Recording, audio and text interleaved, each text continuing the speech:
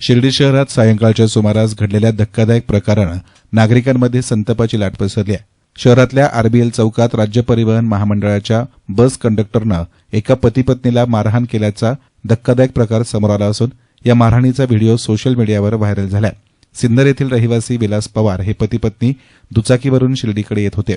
RBL चौकात त्यांच्या दुचाकीला अचानक तांत्रिक बिघाड झाल्यानं दुचाकी रस्त्यातच थांबली।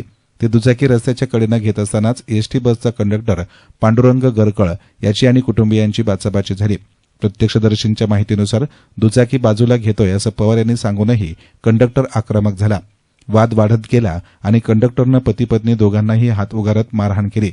या घटनेदरम्यान इतर प्रवासी आणि नागरिकांनी परिस्थिती शांत करण्याचा प्रयत्न केला, मात्र कंडक्टरनं सतत उद्धट वर्तन करत हाणामारी सुरूच ठेवली।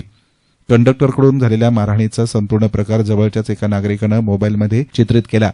व्हिडिओ व्हायरल झाल्यानंतर शिर्डी परिसरात संतापाची लाट उसळली असून एसटी कर्मचाऱ्याच्या वर्तणुकीवर प्रश्नचिन्ह निर्माण झालंय। घटनेच्या नंतर पीडित विलास पवार यांनी शिर्डी पोलीस ठाण्यामध्ये तक्रार दाखल केली। त्यांच्या फिर्यादीवरून MH14 MH0339 क्रमांकाच्या एसटी बसवरील कंडक्टर पांडुरंग गरकळ याच्या विरोधात गुन्हा नोंदवण्यात आला आहे। पुढील तपास शिर्डी पोलीस ठाण्याचे पोलीस निरीक्षक रणजित गलांडे यांच्या मार्गदर्शनाखाली कर्मचारी करतायत। मात्र शिर्डीमध्ये एसटी कंडक्टरची मुजोरी बघायला मिळाली आहे। मारहाण करणाऱ्या एसटी कंडक्टरवर राज्य परिवहन महामंडळ काय कारवाई करणार हे देखील पाहणं महत्त्वाचं ठरेल। एसएन मीडियासाठी कॅमेरा पर्सन साई सुराळे, शिर्डी।